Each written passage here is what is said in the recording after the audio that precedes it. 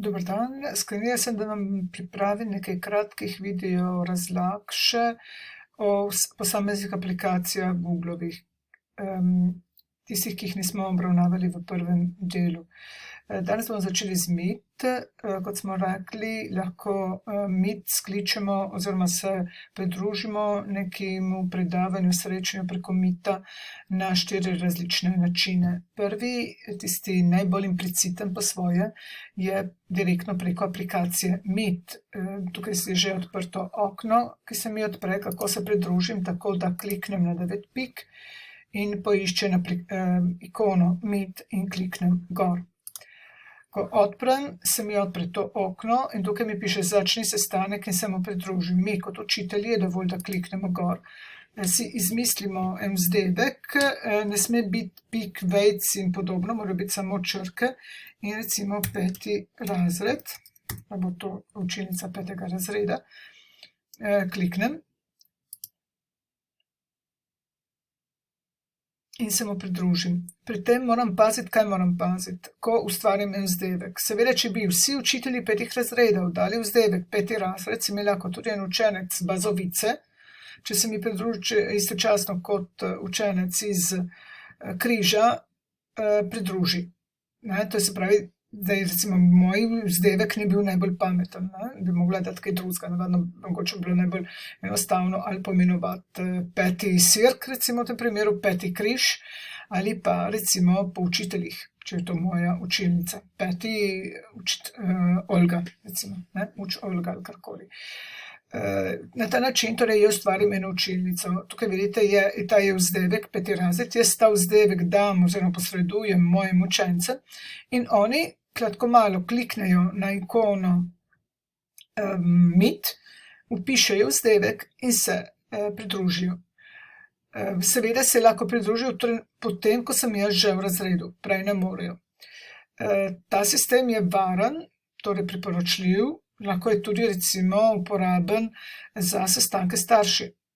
Pač rečete staršem, da se priključijo na Meet ob tej in tej uri, lahko tudi pišete koledar ure posameznega pač učenca ali pa recimo tudi na spečali, se tudi da se starši tam prijavijo in vedo, da se bodo prijavili vedno recimo z imenom in priimkom učenca. Recimo, če imate več učencev, ki imajo isto ime, recimo mogoče bolj enostavno dodate to verzijo, ali pa priimek, recimo priimek ime, priimek prva črka imena, recimo, ali nekaj podobnega. Tako, na ta način se seveda vedno morate prijaviti prej vi, ker oni vstopajo kot učenci, to se pravi, dokler niste vi v učilnici, oni ne morejo dostopati. Je tudi, ne samo to, je še dodatno, vsakokrat, ko vi, potem ko preteče določen čas, ko ste išli ven iz razreda in preteče določen čas, se povezava nekako izniči.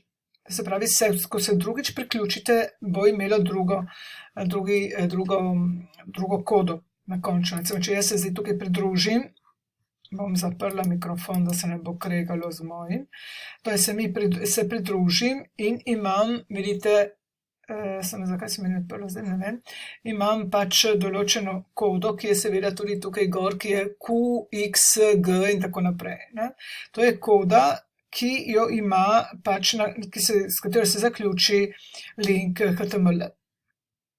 Na ta način, če bi jaz preteklo nekaj časa, bi videla, da se bo ta koda, ko bi se mu drugič priključila, spremenila. Torej, to je preko aplikacije, direktno preko aplikacije Meet. Druga varianta je tista, da se jaz pridružim preko koledarja. Preko koledarja seveda mora učitelj ustvariti pač povezavo, to bomo videli v drugim tem video razlagi, bom pokazala, ker ima daljša procedura. Kaj naredim, kratko malo, tukaj imam nekatere sklice, ki so me prosili, če skličem ocenjevalne seje. Imam tukaj tisti starš ali učenec vidi pač povezavo na lastnem koledarju, se pridruži in pride v učilnico. Tretja varianta je tudi varianta elektronske pošte. To je čisto nova, zdaj so jo letos poleti ustvarili.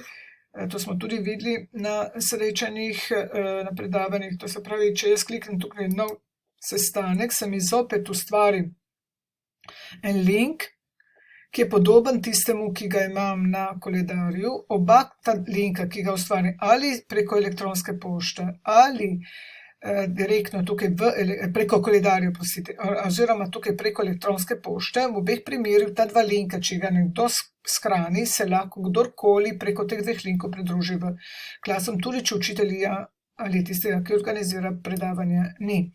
Tukaj kako potem kratko malo kopiram in ga pošljem, napišem pismo in ga dam, ali direktno ustvarim pošto in pošljem pač s pripisom tistemu, ki pač me zanima. Tudi to je lahko ena varianta, posebno če med kolegi moramo nekaj daljšega napisati, karkoli, lahko tudi na ta način skličem sestanek. Tretja varianta je seveda tista preko učilnice, ki smo jo mogoče mi zdaj zadnje čase še najbolj uporabljali. In katera je, torej grem tako, da grem v učilnico, po mojem mnenju najbolj enostavna za učence, tako da dostopajo vedno na enak način. Ko pridem in seveda jaz tukaj imam različne razrede, ampak ko učenec bo imel samo lastnega, pač vstopi v učilnico, recimo tukaj, prvi razred, se vseeno. Tukaj kaj vidimo? Torej, koda predavanja. Koda predavanja je koda, ki se ustvari, ko jaz ustvarim učilnico. Konkretno oni imenujejo to predavanje. Medtem ko povezava na link je to, bom potem v drugem videu pokazala, kako se ustvari to. Učenec pride v učilnico, kjer ima pač tudi vse naloge in vse, kar je treba, s katero se nekako dopisuje in ima stike z učiteljem, klikne na povezavo in pride pač na predavanje. To je en sistem. Torej, preko učilnice lahko direktno na toku ali na streamu v italijanščino, torej klikne na to povezavo, povezava Meet in vstopi v učilnico in povezava z učiteljem, to se poveže na aplikacijo Meet, ali tudi, če gre na delo na predavanjih, vidite, tukaj imamo tudi povezavo, kjer piše Meet, kliknem in ravno tako pridem v učilnico. Vidite, z istimi črkami, z istimi kodo, enako kot to, vidite, sem klikala pač na tisto prejšnjo povezavo in je isto. Torej, to je preko povezave, preko pač učilnice. Torej, to smo videli vse 4 variante, kot rečeno, ali direktno preko aplikacije Meet, ali preko koledarja, ki ga moram ustvariti sicer, ali preko elektronske pošte, ali preko učilnice. Torej, imamo, kaj je naredil Google. Google je pač dal možnost, da ti se povežeš na Meet, to se pravi dodatno aplikacijo, preko drugih 4 aplikacij. To je to. V drugem videu bomo si podrobneje pogledali, kako ustvarim povezavo na koledarju, kako ustvarim povezavo na učilnici.